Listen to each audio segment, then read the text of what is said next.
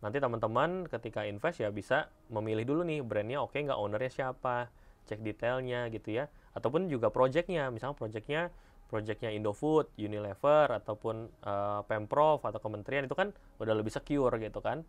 Jadi kita selalu memilih project yang udah lebih proven lah. Cuma melengkapi profil aja sih di situ ternyata terpilih gitu ya dibandingkan dengan seluruh startup founders yang lain di satu Asia. Jadi cukup bangga juga lah akhirnya kita bisa diakui sampai di sana gitu. Terus akhirnya udah punya berapa karyawan sekarang, Kak? Sekarang total 80-an.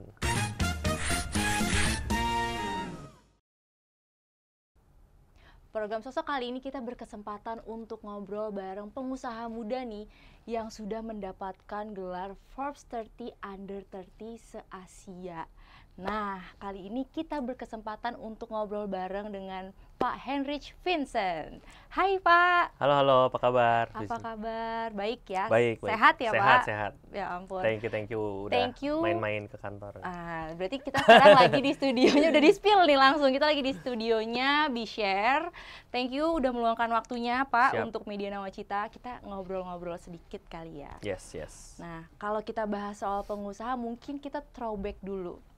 Waktu kecil, itu tuh sebenarnya cita-citanya Pak Vincent tuh apa sih? Oke, sebenarnya kalau cita-cita itu awalnya pengennya itu zaman dulu ya waktu anak kecil ya itu dokter. Karena waktu dulu ya nilainya kebetulan bagus biologinya di sekolah. Oh, anak IPA ternyata. Iya, anak IPA. Jadi menarik gitu ya, tapi setelah berjalannya waktu pikir-pikir kalau dokter itu kan ya balik lagi ketika praktek segala macam kan dulu mikirnya gini, oh nanti kalau dokter bayangin wah jasnya putih nih gitu ya. Nah tapi kalau jasnya pakai jas putih gitu ya dokternya. Tapi kalau sering berjalan waktu lebih demen bisnis sebenarnya gitu. Jadi ya lebih pengen ya sekarang lah jasnya kita nggak putih lah ya, biru hitam gitu ya. Jadi lebih general ya kan. Lebih bisa fashion ya. Fashion gitu ya. Enggak lah, tapi memang basically demen bisnis dari awal. Jadi beralih ke bisnis. Tapi waktu kuliah justru ketika mau ambil jurusan nggak ambil jurusan bisnis. Ambilnya apa tuh Pak? Ambilnya aku malah ambil arsitek. Arsitek. Wah, jadi dokter. Kenapa bisnis, tuh hubungannya? Padahal lu udah suka bisnis ya? Iya. Kenapa akhirnya ambil arsitek? Nah, karena dulu itu ceritanya gini, waktu kita lagi mau ambil jurusan kuliah kan pilih tuh sebenarnya pengen bisnis gitu ya, tapi pas konsult sama orang tua segala macam, ternyata kalau bisnis itu kan lebih banyak ke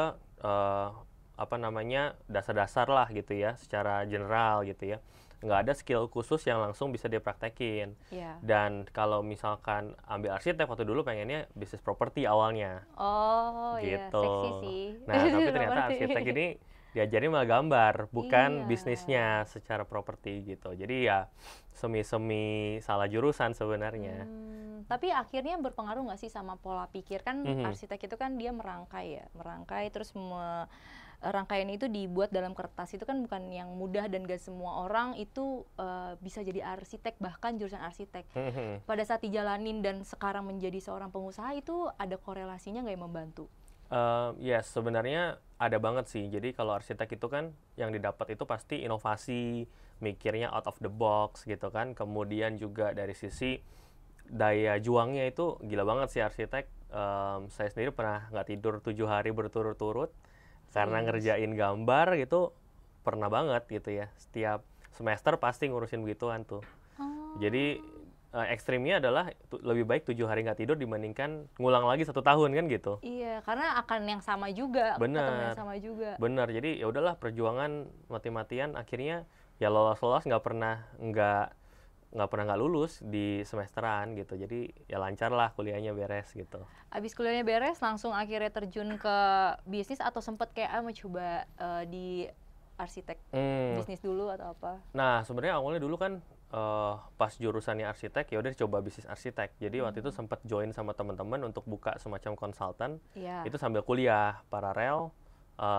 Tapi ketika dijalanin nggak terlalu serak karena challenge-nya ketika arsitek itu ketika mau develop sebuah bangunan itu kan takes time. Jadi kita gambar mungkin hasilnya jadinya 2 tahun, 3 tahun. Kalau bangunan yang besar ya mungkin bisa 5 tahun gitu ya. Iya. Nah, ketika kita pengen untuk bisnis, ini kan hasilnya bisa langsung kita lihat nih omsetnya gimana, resultnya. Misalkan kalau dari startup aplikasi gitu kan, itu bisa langsung 1 bulan launch gitu kan. Kemudian kita bisa cari produk market fit segala macam. Jadi bisa langsung terasa impact-nya. Gitu. Kalau arsitek ya takes a longer time. Itu sih sebenarnya yang bikin bikin aja sebuah aplikasi ataupun sebuah startup ataupun platform yang akhirnya bisa impactful ke masyarakat tapi nggak butuh waktu lebih lama untuk bisa menghasilkan. Nah, tadi kan bahas tentang aplikasi dan platform. Apakah bisnis aplikasi dan platform ini yang B-Share pertama? Atau pernah ada sebelumnya? Ya, sebenarnya waktu dulu itu pas di arsitek itu mulai bisnis itu dari sisi e-commerce. Jadi aku jualan ekspor import dari China, jual ke US ataupun import ke Indonesia, masuk ke B2B merchandising. Jadi jual-jual kayak merchandise ke corporate, kemudian juga untuk misalkan dulu ada payung masukin ke corporate, pasang logo gitu-gitu zaman dulu. Jadi waktu dulu digital marketing awal-awal di sana mulai belum banyak tuh kayak sekarang kan udah banyak banget. Zaman dulu iklan masih murah segala macam. Jadi lumayan lah cuannya di situ waktu itu. Dan maksudnya mungkin yang bisnis kayak gitu juga belum banyak. Belum banyak gitu. Tapi ya makin lama ya jadi makin banyak saingan karena harganya banting-bantingan harga sejak ada marketplace segala macam.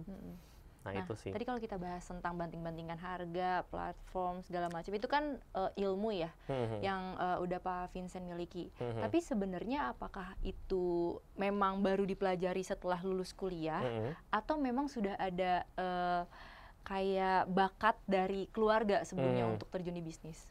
Sebenarnya ayah ibu ini karyawan, jadi kerja di korporasi, ya levelnya profesional lah, dia udah manajer, ada GM segala macam. Jadi sebenarnya mereka memang dedicated lah seumur hidup mereka di profesional gitu. Jadi keluarga mostly kerja nggak bisnis gitu. Tapi dari saya sendiri lebih prefer, lebih memang dari zaman dulu SD demen jualan bisnis gitu.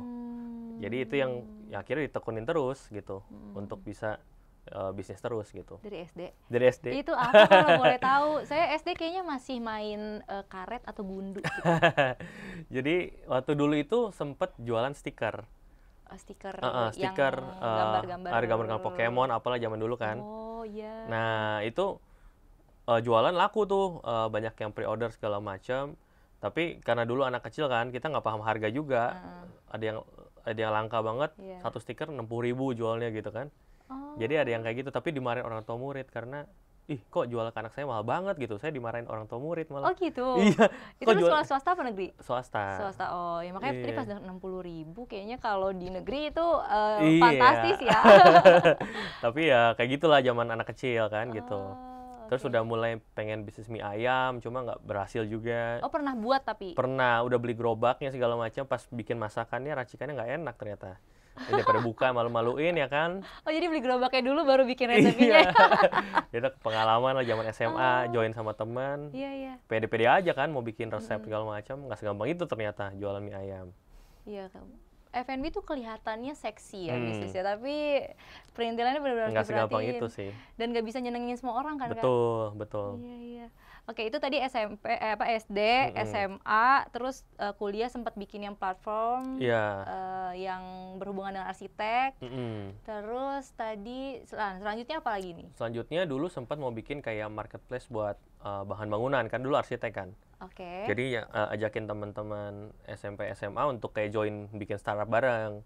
Ya awal-awal kan Tokopedia segala macam kan belum ada yang kayak khusus bahan bangunan gitu zaman dulu kan. Jadi create itu tapi nggak terlalu berhasil karena namanya teman-teman baru lulus kan. Jadi kayak pengalamannya juga belum bisa bikin platform dengan cepat segala macam. Jadi nggak jalan. Mau create platform marketplace buat jualan bahan bangunan. Jadi bisa tender otomatis segala macam. Pengennya gitu. Oh iya, soalnya tender sih. Iya, kan itu challenge-nya adalah kumpulin semua corporate, vendornya dimasukin ke platform. Bikin platformnya juga takes time. gitu. Dan mereka baru fresh graduate juga awal-awal, jadi belum punya best practice-nya lah untuk develop platform yang kayak gitu. Nah ini kan kalau dilihat sebenarnya jadi pengusaha atau bisnis itu nggak mudah ya. Sedangkan tadi disampaikan kalau Pak Vincent tuh keluarganya profesional. Kenapa nggak ikut profesional aja? Kenapa akhirnya jadi pengusaha? Itu kan sebenarnya lebih takes time dan lebih mengasah pikiran, mengasah bahkan emosi, bahkan banyak hal yang akhirnya jadi terkuras gitu. Yes.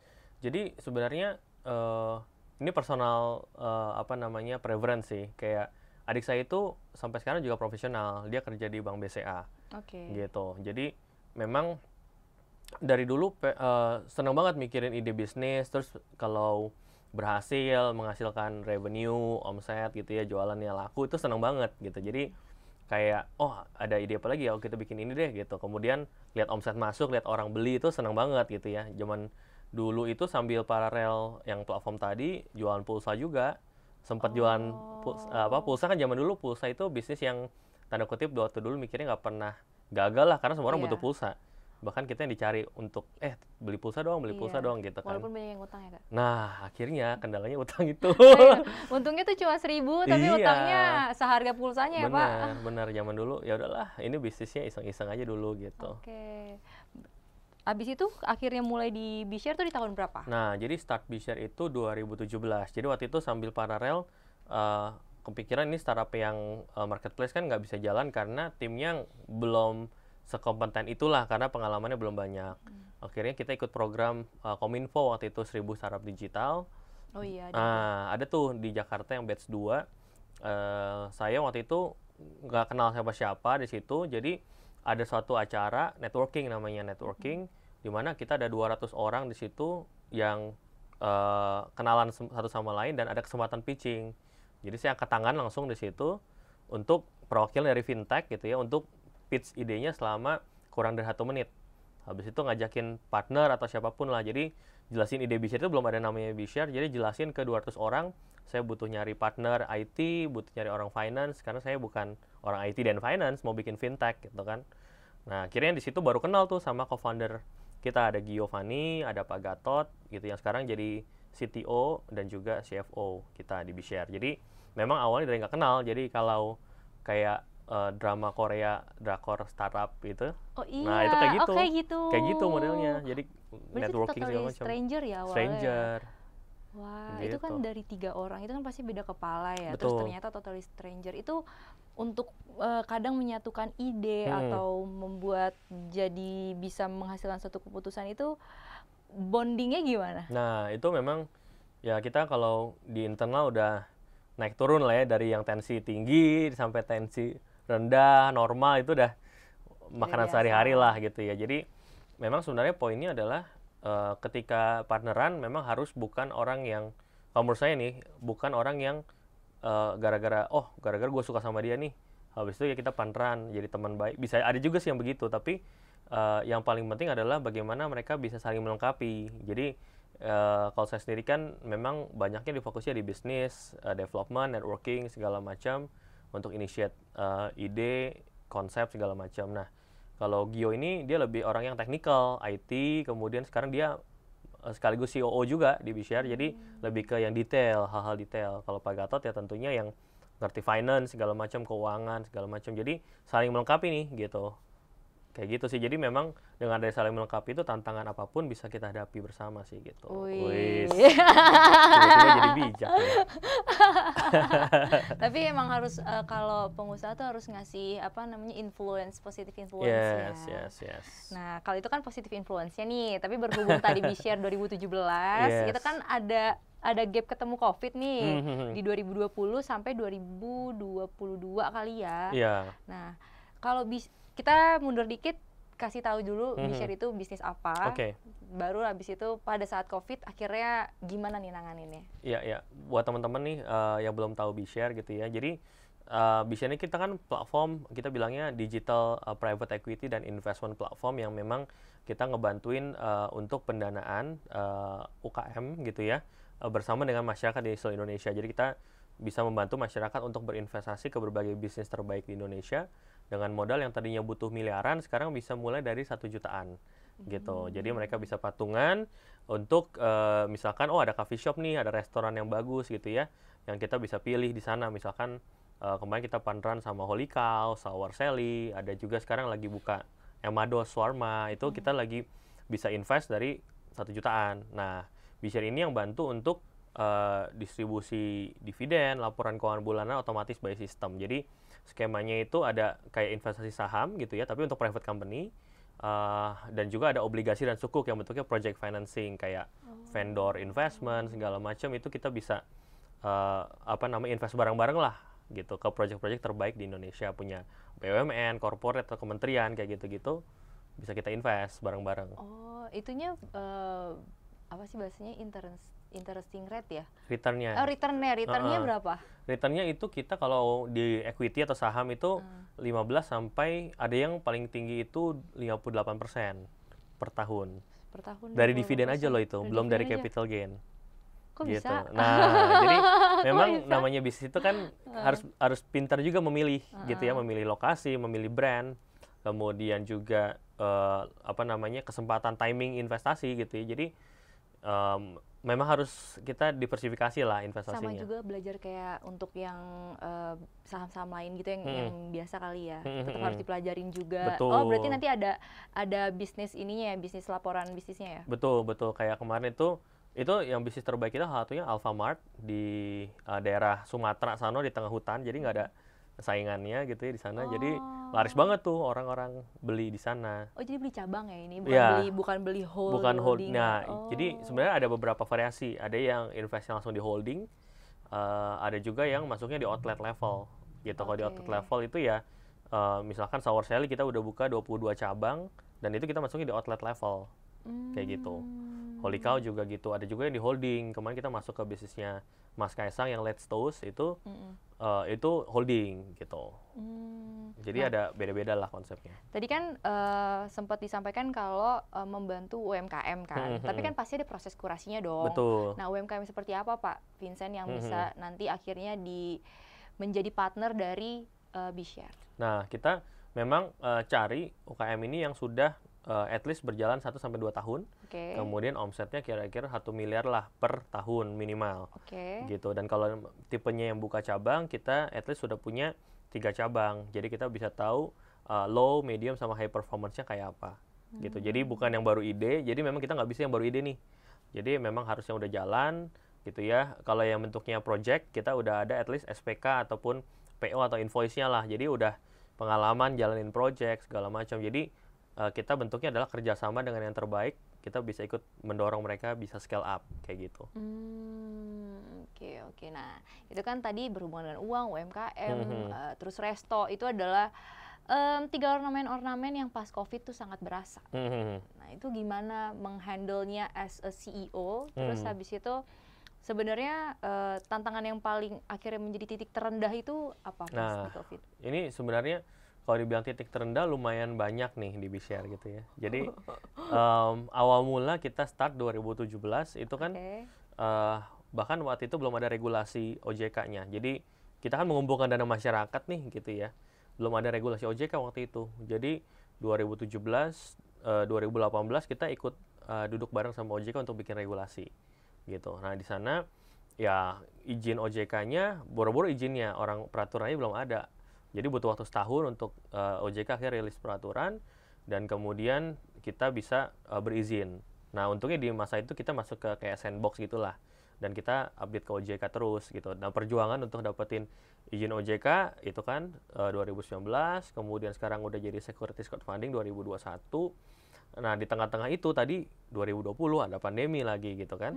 Nah jadi pandemi itu sebenarnya titik terendah tapi menjadi titik balik juga yang bagus banget buat B-Share gitu. Jadi ceritanya itu 2020 di saat semua kan kita banyak bisnis F&B 60% lah di B-Share. Itu performance-nya kan pasti drop semua lah satu Indonesia gitu kan. Waktu itu kita kepikiran langsung gimana caranya untuk bisa survive dan malah bisa berkembang pesat. Akhirnya waktu itu kita fokus ke bisnis minimarket. Jadi waktu itu kerjasama sama Alfamart. Setiap bulan kita buka 1 outlet, 2 outlet. Jadi beruntun 1 outlet 2 outlet setiap bulan selama mulai sejak April sampai Oktober gitu ya, sampai Desember. Jadi kita sekarang udah punya lebih dari 15 outlet lah gitu ya untuk minimarket. Jadi minimarket kan bisnis yang ketika pandemi malah disuruh buka 24 jam kan? Iya, Karena karena ya semuanya tetap butuh kebutuhan primer iya, soalnya kan. kebutuhan primer. Jadi akhirnya kita banyak invest karena itu investasi yang paling menarik pada Paling saat pasti itu, ya. paling pasti karena kebutuhan masyarakat. Mm-mm. Nah, akhirnya kita berkembang 5 sampai 10 kali lipat di saat itu. Malah di saat pandemi di titik 2020 April, Mei ke belakang kita malah berkembang banget pesat gitu. Wow. Berarti Alfamart lah ya yang akhirnya menjadi apa titik baliknya justru ya. Betul, karena kita refocusing ke bisnis yang orang sampai ya lihatnya, banyak banget nih Alfamart di Bishare gitu. Jadi ya terima kasih nih buat Alfamart sudah berkolaborasi dengan Bishare Pesan juga. sponsor nih. Ada sponsor nih. It's okay, it's okay. Yes. Oke. Tapi tadi ada minimarket, ada F&B. Akhirnya sekarang Bishare nyentuh ke bidang mana lagi? Nah, kemarin kalau F&B kan kita ada masuk ke beberapa lah, Zenbu, Holy Cow, ada Sour Sally, ada Emados yang tadi. Nah, kita kemarin masuk juga ke pariwisata, ke Bobo Cabin misalnya. Oh, tapi yang salah satu outlet juga, Outlet apa juga. full Bobo Cabin? Outlet, jadi kita kemarin buka Bobo Cabin di Dieng. Wow. Gitu, jadi keren banget di situ. Kemarin itu pendanaannya sekitar 5 sampai 6 miliar lah kita invest bareng-bareng sama masyarakat. Kemudian juga kemarin itu kita masuk ke ada logistik, ada laundry, barbershop, ada juga yang terbaru itu kemarin masuk ke film. Gitu. Jadi kita baru tayang juga kemarin film kita Malam Mencabut Nyawa dari Base Entertainment. Kita invest bareng sama Benson Capital sama Group. Kayak gitu. Nah, akhirnya ini kan divisi-divisi yang berbeda ya, Pak. Perhitungannya tuh kayak gimana? Karena kan ini kan mengelola uang ya, maksudnya ada juga pasti tanggung jawab kepada investor gitu. Investor mungkin walaupun cuma ambil 1 lot atau 2 lot, tapi kan ada tanggung jawab di situ. Pasti kan ada mempengaruhi keputusan untuk memilih sebuah divisi itu dong. Itu gimana tuh Pak? Jadi sebenarnya memang kalau investor itu kan mereka kuncinya adalah diversifikasi. Jadi ketika pandemi misalnya itu kan ketika kita masuk ke F&B mungkin kurang bagus, tapi kalau kita masuk ke retail malah growing gitu ya. Ada juga yang memang online juga meningkat gitu. Jadi kuncinya ketika investasi bisnis itu kita masuk ke berbagai industri dan bisa diversifikasi. Jadi masuknya mungkin Mbak Visi punya uang 1M, mungkin invest 100 juta di 10 bisnis gitu kan. Nah, jadi kita dari Bishare juga tiap waktu mencari alternatif industri-industri yang bisa menarik untuk kita invest. Jadi kita akan lakukan legal due diligence, kita cek juga financial due diligence seperti apa. Dan memang kita punya tim analis yang cukup strong juga untuk melihat, ini bisnisnya seperti apa ya dari historical pengalaman kita sudah 7 tahun berjalan gitu ya. Bisnis mana yang oke gitu ya, performance seperti apa dibandingkan dengan lokasi, dibandingkan dengan traffic sekitar situ, plus juga brandnya seperti apa. Nah itu nanti disajikan dalam sebuah proposal. Jadi nanti teman-teman ketika invest ya bisa memilih dulu nih brandnya oke nggak, ownernya siapa, cek detailnya gitu ya. Ataupun juga projectnya, misalnya projectnya Indofood, Unilever, ataupun Pemprov atau kementerian itu kan udah lebih secure gitu kan. Jadi kita selalu memilih project yang udah lebih proven lah gitu untuk para investor kayak gitu. Nah kalau bidang nih, 3 bidang yang paling oke dong ininya secara bisnisnya boleh di-spill nggak? Kalau untuk bidang sih secara general beda-beda pastinya, tapi yang orang paling ngerti itu dan paling umum kan F&B gitu ya. F&B sebenarnya ya semua orang pasti butuh makan, jadi ya kebutuhan primer gitu kan. Kemarin untuk yang sifatnya kayak pariwisata, kayak Bobo Cabin itu juga menarik karena kan itu tempat tinggal ataupun hunian gitu kan, itu menarik juga. Tapi yang selain itu ya retail ini menarik juga karena ya kebutuhan pokok segala macam tadi itu menarik gitu ya. Jadi kalau bicara bisnis yang oke ya pasti ya kebutuhan primer tadi. Tapi kalau yang memang untuk trending itu beda lagi. Trending kan mungkin sekarang lagi banyak film ini lagi growing banget industrinya gitu kan. Karena secara industri film lokal sekarang udah lumayan mendominasi dibandingkan film internasional. Jadi Jadi ya industrinya juga lagi growing, itu menarik untuk kita explore, apalagi beda jenis nih kalau kita invest F&B retail kan dari cash flow-nya lebih rutin kayak dividend investing lah. Kalau bentuknya kayak film gini kan berarti memang ada high risk high return. Jadi kalau filmnya boom kayak box office gitu kan lebih dari 1 juta penonton, itu balik modalnya bisa berkali-kali lipat gitu. Tapi ya kalau belum nyampe titik tertentu mungkin nggak hilang 100% sih, tapi returnnya nggak maksimal gitu. Jadi memang beda-beda jenis, tapi ya tergantung preferensi masing-masing. Tapi ada nggak yang benar-benar misalnya kayak jadi dikit banget gitu untuk returnnya? Sebenarnya return itu pasti ada ya, yang misalkan ternyata sebenarnya bukan secara industri sih, misalnya secara lokasinya lagi kurang oke. Jadi satu brand tertentu ketika kita buka di satu tempat mungkin rame, tapi kalau buka di daerah luar kota misalnya mungkin hasilnya beda. Jadi ketika kita buka sebuah bisnis, kita biasa lihat itu bukan cuma outlet yang mau dibuka, tapi perbandingan outlet sejenis. Misalkan yang di daerah sekitar situ yang mirip. Jadi misalnya kita mau buka di daerah Jakarta nih, berarti kita cek juga outlet lainnya sekitar Jakarta performance-nya gimana. Jadi kita punya benchmark yang tadi low, medium, sama high performance kayak apa. Jadi ketika investor invest itu udah tahu nih, oh gambarannya bisa jadi kayak gini loh, tapi bisa jadi lebih rendah atau lebih tinggi tergantung nanti pas dibuka kayak gitu. Nah ini kan udah sejauh ini tadi juga yang aku tangkap ya, ada misalkan punya modal 1 miliar, terus misalkan modalnya untuk suatu divisi itu 5 miliar gitu. Kalau boleh tahu, itu awalnya dari mana modalnya? Sebenarnya kalau modal awal itu karena dulu itu kita mulai dari nol, jadi cuma patungan untuk awal-awal bikin PT aja sih 10 juta. Ya? Gitu. Jadi awal-awal memang modalnya nggak terlalu banyak, tapi berkembang seiring berjalannya waktu lagi develop aplikasi segala macam, kita ya nawarin, misalkan waktu dulu bisnisnya pertama kali laundry business. Jadi laundry business kita tawarin kepada calon-calon investor. Kita bikin, zaman dulu itu belum ada aplikasi, belum ada website, kita bikin WA group.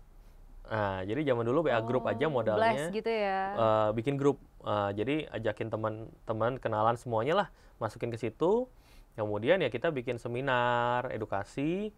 Nah, berbayar seminarnya, sekaligus jualan bisnisnya. Jadi zaman dulu itu untungnya profitable langsung. Kita memang dari awal nggak burning money kayak startup lain, karena kita memang zaman dulu belum ada investor, modal sendiri. Akhirnya ya lumayan, jadi dapat keuntungan dari seminar, tiketnya kita dapat revenue, plus jualan bisnis waktu itu 500 juta kan dapat keuntungan 5%, 5 plus 5 jadi 50 juta. Nah, waktu itu baru bisa hiring karyawan pertama gitu. Jadi benar-benar dari omset yang diputerin lah gitu. Bisa growing sampai sekarang. Dulu berarti bertiga ngerjainnya? Waktu dulu sebenarnya berlima awalnya. Berlima di awal ketemu di acara Seribu Sarap, cabut 2, nambah 1, cabut 1 lagi, jadi tinggal bertiga yang stay. Jadi udah gonta-ganti secara co-founder udah. Oh, sebenarnya ada 5 ya? Sebenarnya 5 awal banget yang ketemu di Seribu Sarap. Oh gitu. Terus akhirnya udah punya berapa karyawan sekarang, Kak? Sekarang total 80-an. 80. Di usia muda di bawah 30 tahun. Awardingnya apa tuh Pak kemarin? Forbes Asia-nya ya.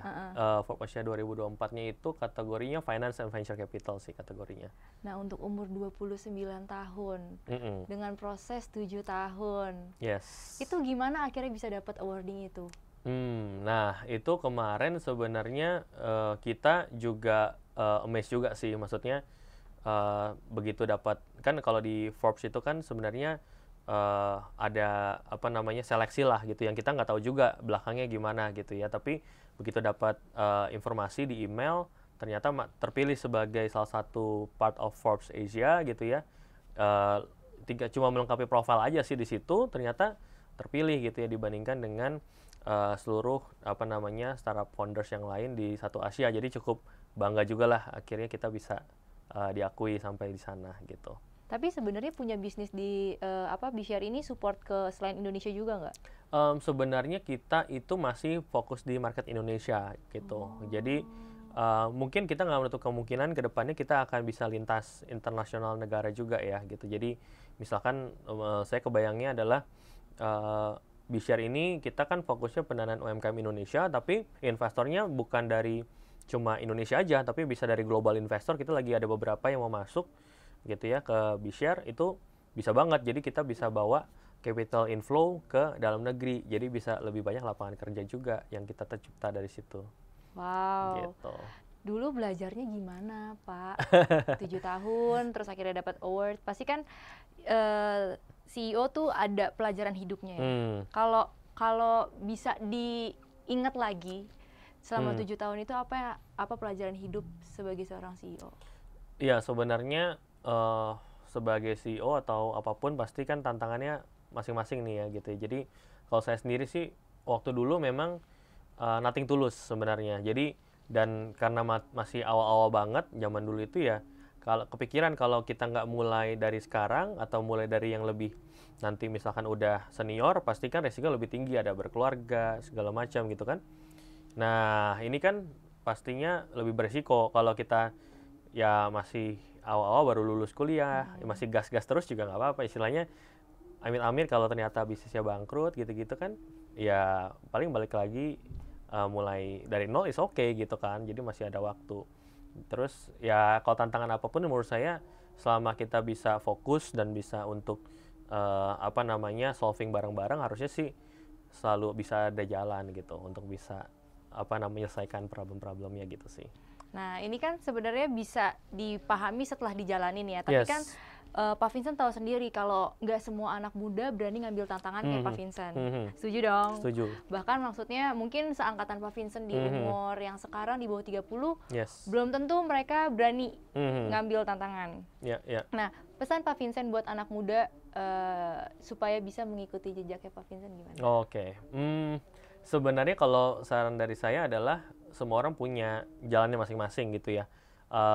Dan kita nggak ada yang tahu ke depannya kayak apa. Tapi ketika teman-teman punya ideas atau punya suatu keinginan tertentu, cita-cita, saran saya tetap harus ikutin kata hati gitu ya. Kalau memang itu adalah suatu problem yang memang gatel banget nih untuk di-solve gitu ya, dan ini ada potensi peluang bisnis, mendingan segera diambil sebelum nanti keduluan yang lain dan nanti ketika kedepannya malah menyesal karena nggak mengambil kesempatan itu gitu sih. Siapapun yang ngomong oh ini mah bisnis susah, udahlah kerja aja di profesional, fokus aja ke karir gitu-gitu kan, jurusan arsitek tapi malah bisnis segala macam, banyak lah dulu awal-awal tuh banyak yang ngomongin lah keluarga segala macam.